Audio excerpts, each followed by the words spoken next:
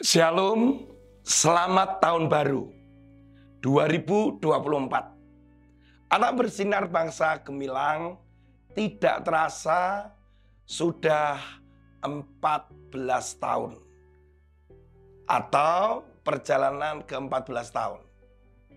Dimulai tahun 2010 dengan sebuah konferensi di Jakarta, kemudian ABBG, Anak Bersinar Bangsa Gemilang, yang merupakan bagian dari kegerakan 414 Window Movement Internasional, telah bergerak terus. Di tahun 2015 sebagai titik evaluasi, dan kita bersama-sama berkumpul di Jogja pada saat itu untuk melihat kegerakan di dalam termin kedua atau 5 tahun kedua secara total, yaitu 10 tahun di Indonesia kegerakan ABBG, dan diakhiri tahun 2020. Tapi bagaimana sekarang ABBG 2024?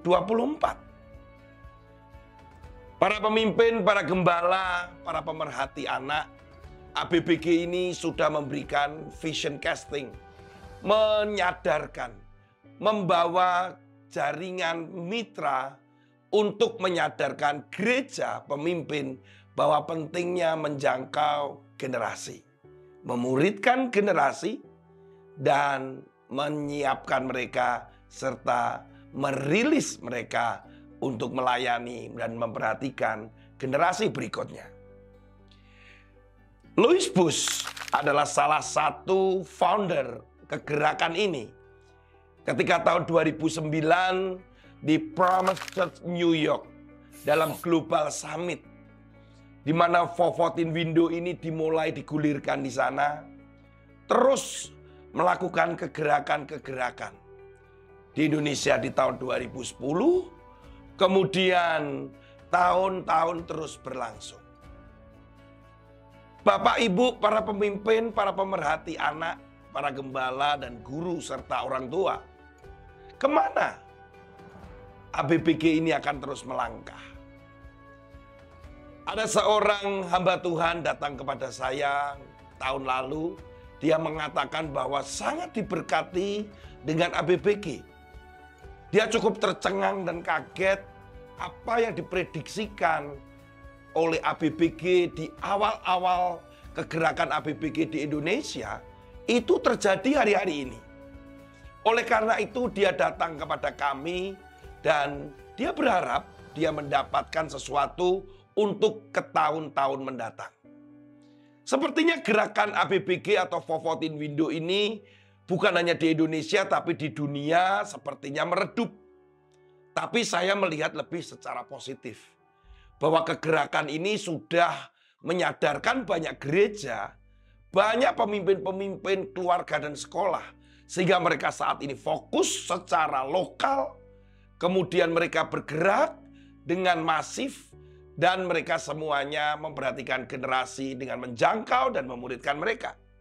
Sebagai buktinya adalah begitu banyak kegerakan-kegerakan yang terkait dengan ABBG atau 414 Window ini yang terus maju dan bergerak.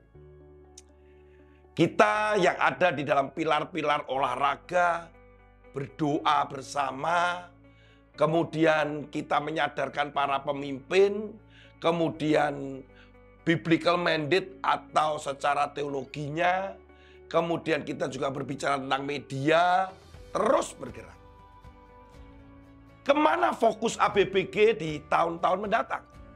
ABBG akan fokus kepada keluarga. Bagaimana keluarga itu bisa berfungsi untuk memuridkan anak-anak mereka? Apa sih sebenarnya yang terjadi di hari-hari ini yang menjadi tantangan keluarga-keluarga bukan hanya di Indonesia, tetapi di seluruh dunia? Dari sebuah workshop, kebetulan saya tergabung di dalamnya task force tahun lalu, ditemukan dalam sebuah survei bahwa tantangan keluarga-keluarga hari-hari ini adalah terkena dengan sosial media, di dalamnya ada teknologi dan sebagainya. Juga yang kedua adalah hubungan. bagaimana teknologi itu mempengaruhi keluarga-keluarga pada saat ini. Bukan hanya saat ini, mungkin akan ke depan. Bagaimana media membombardir dengan begitu banyak mempengaruhi cara berpikir, pola keluarga, sikap, perilaku, budaya, termasuk nilai. Itu disalurkan lewat media dengan platform-platform, dengan aplikasi-aplikasi yang begitu canggihnya. Sehingga membuat keluarga itu kelabakan menghadapi anak-anak mereka yang tiba-tiba berubah secara perilaku, sikap, cara berpikir. Bahkan mereka semakin jauh dengan Tuhan. Oleh karena itu, kita mesti bersama-sama memperhatikan hal ini. Bahkan dari sosial media dan teknologi itu pun akhirnya mempengaruhi hubungan antara orang tua dengan anaknya, anak-anak itu dengan orang tua, dan suami dan istri juga berpengaruh. Bapak Ibu sekalian, semua para pemimpin, para pemerhati anak, mari kita bersama-sama fokus pada keluarga untuk mendisiplinkan anak-anak kita. Oleh karena itu, ABBG akan juga fokus mendukung, bermitra dalam hal ini. Dalam sebuah bukunya, Profesor Ben Freudenberg berjudul Family Friendly Church, dia mengusulkan sebuah ide atau sebuah wacana yang cukup menarik. Selama ini, bagaimana gereja biasanya menjadi pusat, kemudian mendukung keluarga-keluarga. Oleh Profesor Ben, dia mengatakan harus alami yang namanya perubahan. Bagaimana keluarga itu sebenarnya harus menjadi pusat yang didukung oleh gereja. Kalau dulunya gereja menjadi pusat didukung oleh keluarga, kehadiran keluarga, dana, mungkin apa saja. Tapi Profesor Ben ini di dalam bukunya itu mengusulkan sebuah wacana, dan beberapa gereja juga sudah melakukan itu. Bagaimana keluarga itu menjadi pusatnya. Dan gereja itu yang mensupport, mendukung, memperlengkapi, memberikan training. Sehingga keluarga ini memuridkan anak-anaknya. Orang tua memuridkan anak-anaknya. Menjadi pusat pemuritan. Bapak Ibu sekalian, para pemerhati anak, pendidikan, dan para guru serta orang tua.